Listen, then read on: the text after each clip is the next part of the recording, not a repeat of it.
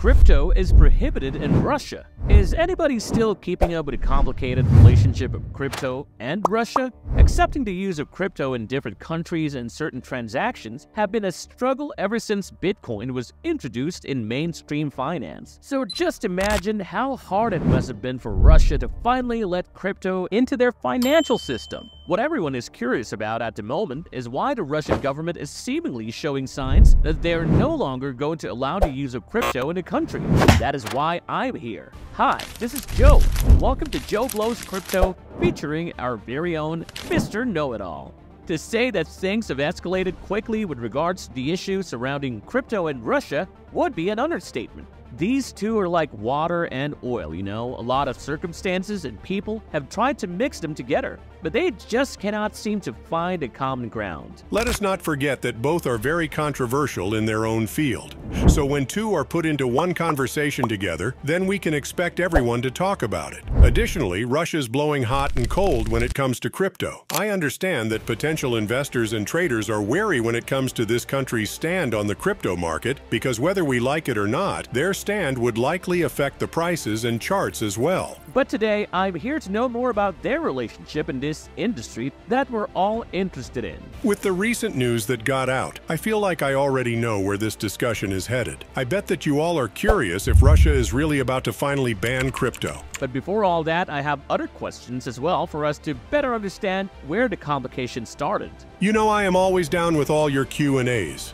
With that, I say let us get started with this interesting discussion already, shall we? I think that it will be very insightful to talk about how Russia slowly adapted the concept of cryptocurrency in their system. Some might remember that Russian President Vladimir Putin had a quick meeting with Vitalik Buterin, founder of Ethereum. This happened way back in 2017. The meeting was obviously about the potential and possibilities that crypto might offer. Considering that it is a highly strict country, everybody was kind of relieved to know that the meeting brought out excitement on both ends. But even though they made it look like they are already ready to boost and build a digital finance ecosystem, they outright said that it should be regulated. That is kind of expected from Russia anyway, so it was probably not surprising for the crypto users in the country. But what happened after this meeting? Did they agree on something and encourage the use of crypto? That is what the people might have hoped for to happen. But Russia's sudden change of heart not long after the meeting was something that a lot of the crypto users might not have seen coming. The country's central bank suddenly sang a different tune, calling Bitcoin a pyramid scam. Not only that, but they also made a point to claim that crypto can be easily used in illegal transactions and purposes. Though the latter is something that could really happen, it still puzzled many as to how the emotions quickly changed. Did they become pro-crypto again when it achieved legal status? I know that the crypto market was really booming around 2016 to 2018 with all the new partnerships, big brands adopting its use, and more companies endorsing it as well. But those achievements could be nothing when it comes to Russia's take on the use of crypto. What complicates things even more is when Putin signed this law in 2021 that forbids the use of digital assets as a form of payment in Russia. This is a big news to the country because according to this website, Bankless Time, more than 10% of Russia's population owns cryptocurrencies. That is about 14.6 million Russians. This data was released in 2023, so I believe that the numbers just kept on growing from there. The younger people in Russia are surely seeing the hype and potential of this market. Wow, crypto really had a tough time in Russia, but no matter what they deem harmful or illegal, people are still seeking this asset class. This brings me to my next question. Why are experts and enthusiasts claiming that a total crypto ban is about to be implemented in Russia? There are mixed opinions surrounding this topic.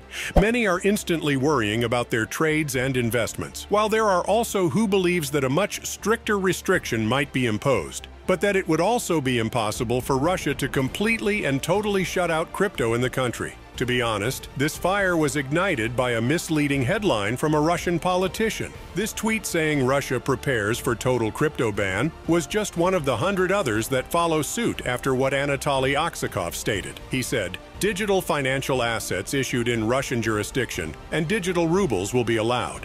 The need for a ban is due to the fact that today, cryptocurrency is a quasi-currency that replaces the ruble in the country, but only the Russian ruble fulfills the mission of the monetary unit, so this decision has been made. It was also implied in the same report that this restriction was meant to legitimize the mining industry in the country as well. But as I have gathered, this was not the final decision, and I'm guessing that there might have been some misunderstanding as well. That is true. Anton Gorelkin, Russia's deputy chairman of the State of Duma Committee on Information Technologies and Communications, clarified this revelation through a Telegram post. According to him, a total crypto ban is not laid out in the plans, but there will be new measures and standards that will be set for the miners.